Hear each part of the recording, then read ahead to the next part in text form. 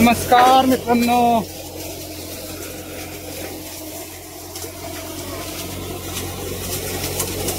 हा डॉक्टर साहेबाची इथं रास चालू आहे मित्रांनो.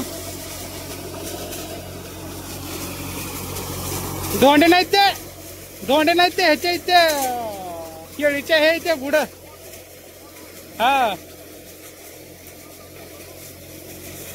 थोडा टाका एकाच्या पाठीमागे एक जण.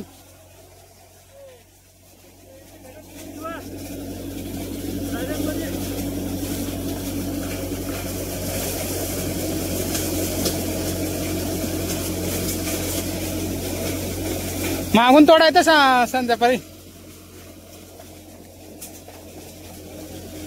दोघं एकदा टाकू नका बघा. सोयाबीनची रस चालू झाली बघा मित्रांनो. इकडे पोते भरत आहे इटळराव. हा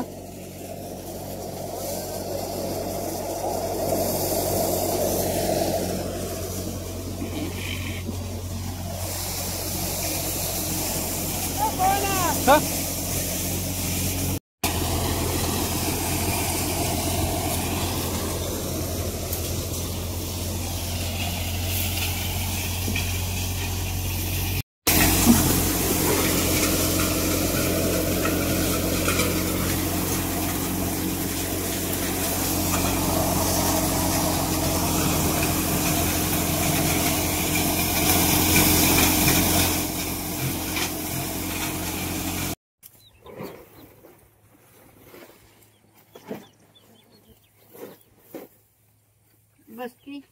बस हो दे.